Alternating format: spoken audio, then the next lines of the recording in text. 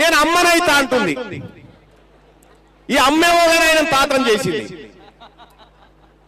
అమ్మా నీ మర్మన్న తల్లి వేశారు బంద్ చేయి తల్లి, మేము ఇక్కడ కోరుతుంది ఎడ్యుకేషన్ హెల్త్ మాకు కావలసినటువంటి హక్కులను కోరుతా ఉన్నాం. మాకు తెలియదా నీ డేరానికి ఎవరు ఉన్నారో మాకు తెలియదా? నువ్వు ఎవరి కోసం దుకాణం తెరిచినావో తెలియదా? మాకు తెలియకుంటున్నావు.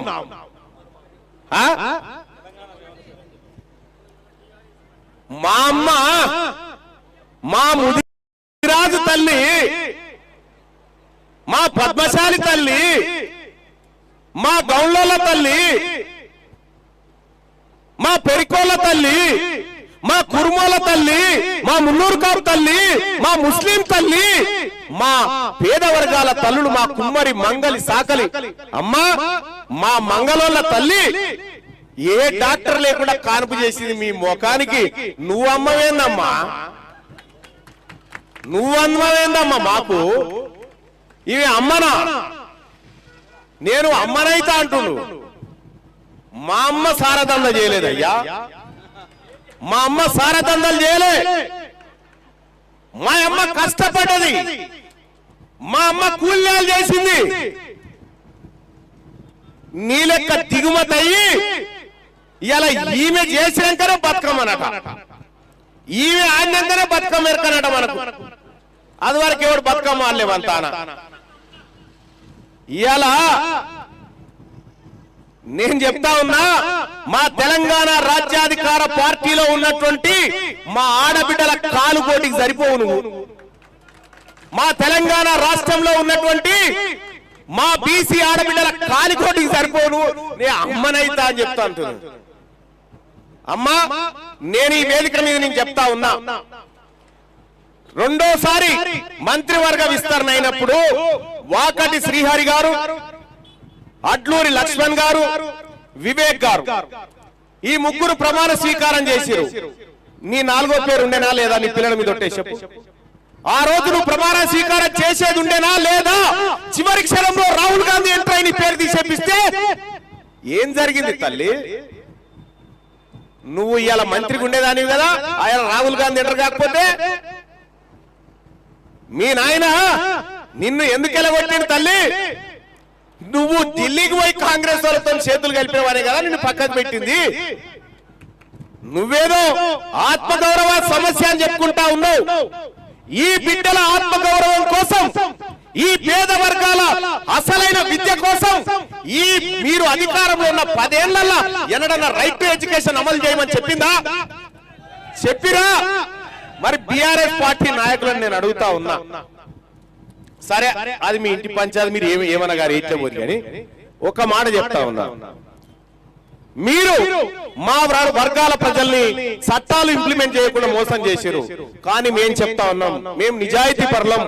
రేపు మా బీసీలు ప్రభుత్వంలోకి వచ్చిన తర్వాత మీ బిడ్డలకు కూడా ఫ్రీ ఎడ్యుకేషన్ ఇస్తాం, మీ బిడ్డలకు కూడా ఫ్రీ ఎడ్యుకేషన్ ఇస్తాం. ఎడ్యుకేషన్ అనేది అందరికీ దక్కాలి. అది రెడ్డి వెలమ కమ్మ కాదు, అందరికీ ఎడ్యుకేషన్ దక్కాలి, ఫ్రీగా దక్కాలి. అది ఫండమెంటల్ రైట్. అందుకోసమని ఎడ్యుకేషన్ విషయంలో ఈ ప్రభుత్వాలు చేస్తున్నటువంటి మోసాన్ని, ఈ దుర్మార్గాన్ని ఖండిస్తూ తక్షణమే ఈ వేదిక నుంచి డిమాండ్ చేస్తా ఉన్నాం. మేమంతా రైట్ టు ఎడ్యుకేషన్ ఇంప్లిమెంట్ చేయించడం కోసం ప్రత్యేక అసెంబ్లీ సమావేశాలు ఏర్పాటు చేయాలి.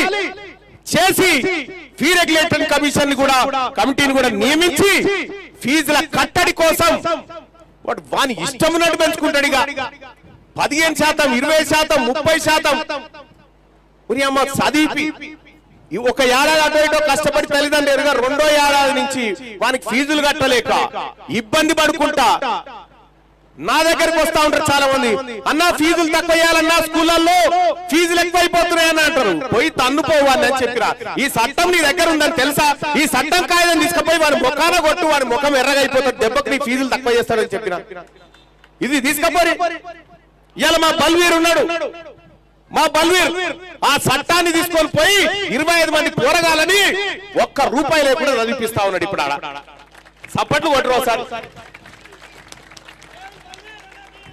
అలాగే మా పార్టీ నాయకుల ఇలా ఈ బల్వీర్ విధంగానే మా నాయకుని విధంగానే తెలంగాణ రాష్ట్ర వ్యాప్తంగా ప్రతి ప్రైవేట్ స్కూల్లో జరిగేటువంటి దోపిడీ ఏదైతే ఉందో ఈ దోపిడీ కంట్రోల్ చేయడానికి తెలంగాణ రాజ్యాధికార పార్టీ నాయకులు ఎక్కడుంటే అక్కడ సంప్రదించండి.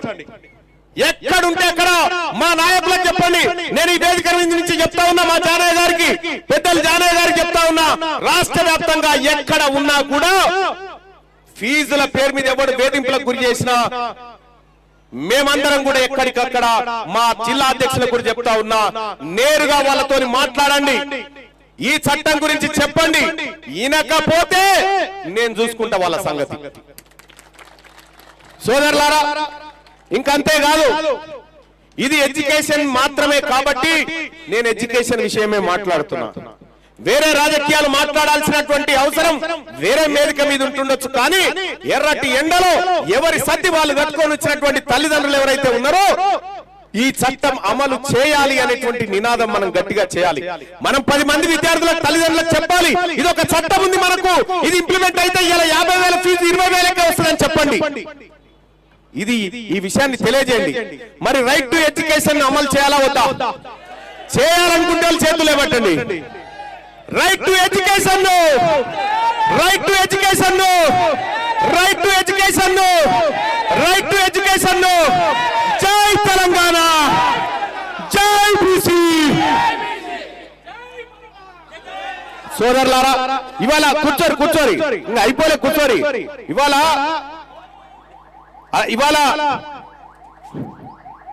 వికలాంగులకు ముత్తినేని వీరయ్య గారు ఈ సప్పుడేందా అక్కడికొచ్చే కాడు ఉండదు, కానీ వికలాంగుల చైర్మన్ ముత్తినేని వీరయ్య గారు మరుగుజ్జులకు 20 మోటార్ వాహనాలు ఇస్తామని మాట ఇచ్చి ఇప్పుడు మాట తప్పిండని చెప్పి చెప్తా ఉన్నారు. మంత్రులకు లెటర్ రాసినా అని చెప్పి మోసం చేసినాడు. మేము అడిగితే అంతా ఉత్తిగానే చెప్పినా అని అంటూ ఉన్నాడు అని చెప్పి ఒకటి. రెండోది, మహబూబ్ నగర్ నుంచి పాదయాత్రగా నడుచుకుంటూ వచ్చి రైట్ టు ఎడ్యుకేషన్ ఇక్కడ ఇంప్లిమెంట్ చేయాలని ఎర్ర టెండలో 3 రోజుల కింద మహబూబ్ నగర్ నుంచి పాదయాత్రగా నడుచుకుంటూ వచ్చినటువంటి బిడ్డలు ఇగో ఇక్కడ ఉన్నారు చూడండి. వీళ్ళు రైట్ టు ఎడ్యుకేషన్, వీళ్ళు అసలైనటువంటి బిడ్డలకు ఒక్కసారి గట్టిగా చప్పట్లు కొట్టి రైట్ టు ఎడ్యుకేషన్ ఇంప్లిమెంట్ చేయించేటువంటి పోరాటంలో భాగస్వాములైనటువంటి ముందు వరుసలో ఉన్న బిడ్డలకు గట్టిగా చప్పట్లు కొట్టండి. సోదరులారా, ఇంకొక విషయం చెప్తా ఉన్నా, ఇక్కడ తెలంగాణ రాష్ట్రంలో రైట్ టు ఎడ్యుకేషన్ అమలు చేయడం కోసం మన వట్టే జానన్న గారి నాయకత్వంలో ఈ రాష్ట్ర పార్టీ ముందుకు వెళ్తుందని చెప్పి మీ అందరికీ తెలియజేసుకుంటూ, ఒక్కసారి తల్లిదండ్రులారా వట్టే జానయ్య గారి ఫోన్ నెంబర్ ఒకసారి చెప్తాడు, మీరంతా నోట్ చేసుకోండి.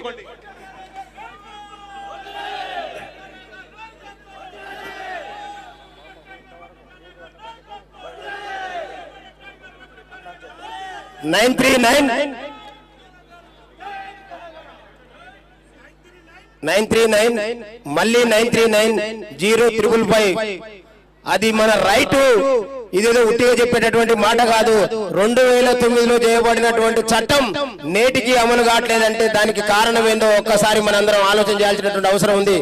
ఇవాళ దాన్ని గుర్తించి ఒక్క పిలిపిచ్చి ఎవరి సర్ది వాళ్ళు తీసుకొని రావాలని చెప్పగానే ఇంత పెద్ద ఎత్తున వేల సంఖ్యలో ఇవాళ మండు టెండలు ఇక్కడికి విచ్చేసినటువంటి మీ అందరికీ కూడా ఈ వేదిక ద్వారా తెలంగాణ రాజ్యాధికార పార్టీ పక్షాన ధన్యవాదాలు తెలియజేస్తూ, ఇక మాకు ఇక్కడ ఉన్నటువంటి వేదిక మీద ఉన్నటువంటి వాళ్ళందరికీ కూడా ఒక ధైర్యం వచ్చింది.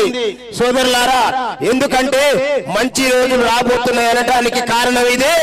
ఎక్కడైనా దొంగ నాయలుగాళ్ళు బీసీలు ఐక్యమైతరా అనేటటువంటి మాట మాట్లాడేటటువంటి దొంగలు ఒక్కసారి ఈ 2.5 గంట